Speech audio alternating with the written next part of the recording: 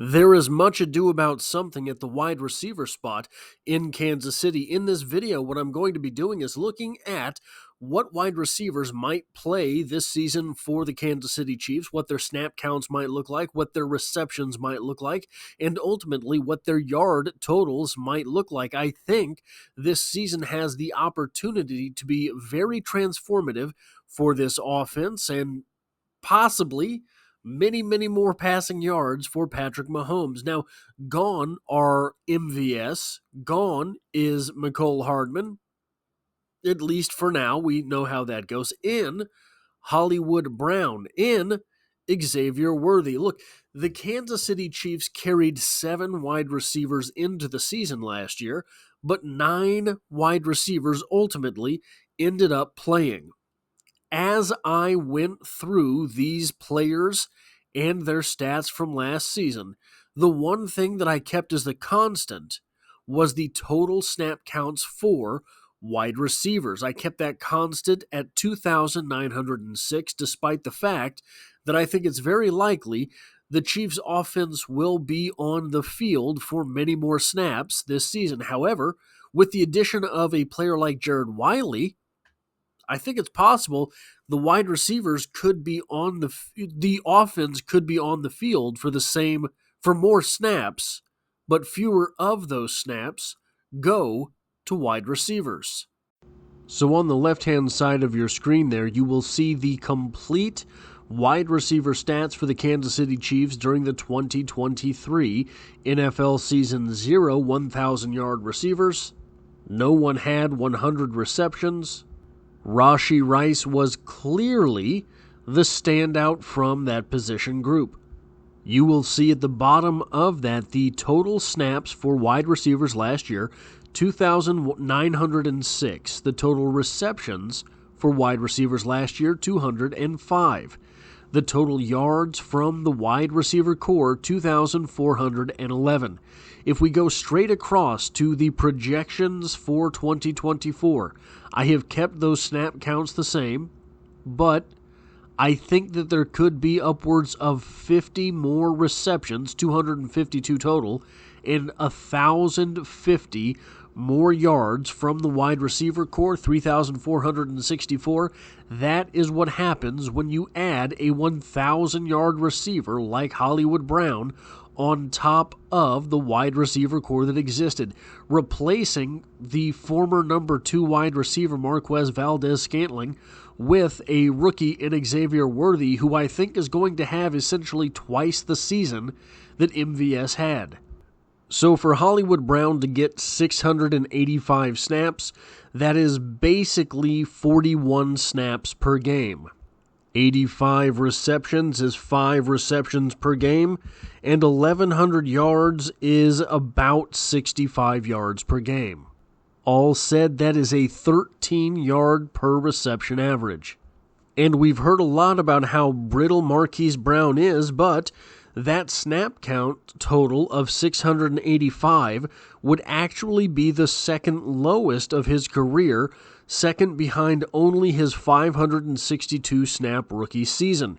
He played 802 snaps in 2020, 924 in 2021, 783 in 2022, and 784 just last season.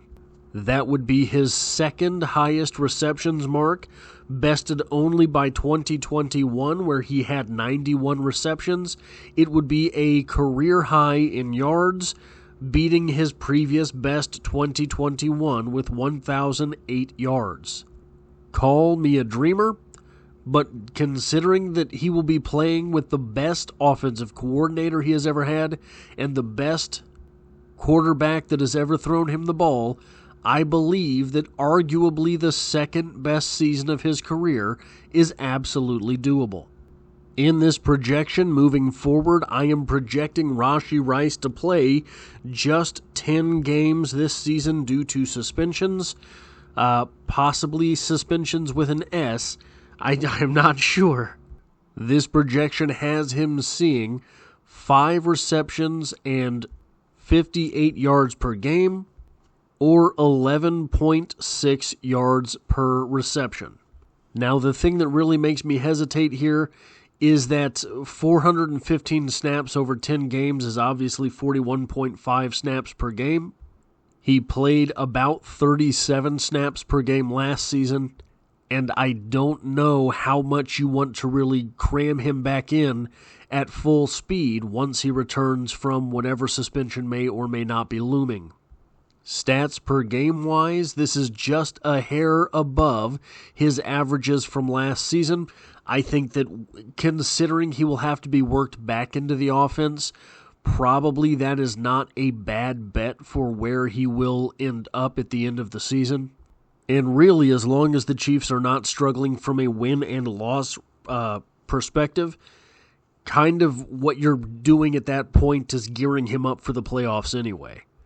Really, the big wild card in this offense besides Hollywood Brown, and so Hollywood Brown is a wild card insofar as he was not here last year, but I think that he's not a wild card in as far as basically you're slotting him into one of those top two spots.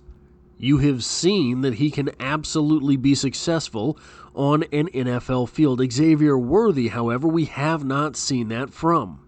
I had originally put these numbers in for Xavier Worthy, 471 snaps, 26 receptions, and 538 yards. I think, all things considered, that would be a pretty good season. However, I had to change that because I knew if I put those numbers down, one of you would crack that code, and you would find me, and you would harm me. Those are the exact stats of Mecole Hardman's rookie season. However, I do think that Xavier Worthy has a higher upside than Mecole Hardman. I think that Xavier Worthy has seemingly exhibited a stronger work ethic than Mecole Hardman had at this point in his career. I think that Xavier Worthy has a couple more tools in his toolbox than Mecole Hardman had. I don't think that Mecole Hardman had any I still don't think he has any wiggle in his game. I think that Xavier Worthy does. So this has him averaging 29.5 snaps per game, 2 receptions, and 42 yards per game. That is a 21-yard average. Mecole Hardman's rookie season, he had a 20.69 yards per reception average. Is that aggressive? Yes. Is it egregious? I don't think so. And this next player here, Justin Watson, number 4 for me, I think this perfectly exhibits what it is that you are looking at with an upgraded offense in general. Justin Watson falls to the 4th place. Technically, Rashee Rice would average more, but Justin Watson would ultimately have more snaps. I think that he will have more snaps than Xavier Worthy, but be behind him on the depth chart. Compared to last season where Justin Watson had 536 snaps, just 4 snaps more. I think that Justin Watson could have 2 receptions fewer with 25 and 10 receptions less with 10 receiving yards less with 450 yards and still find himself down a slot have basically the same season and end up one spot further down the wide receiver rankings chart. I don't see the difference between Kadarius Toney and Sky Moore really in this offense besides average per reception, and I think it's a safe bet to think that they will get roughly the same amount of snaps as one another. They will get roughly the same amount of receptions, and maybe Sky Moore has a few more yards because I think they're going to trust him with stuff a bit further downfield.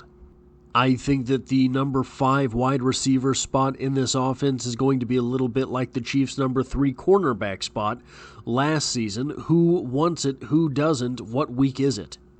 And yes, I do have Nico Remigio making the roster. I do have him playing over Justin Ross, but not a whole lot.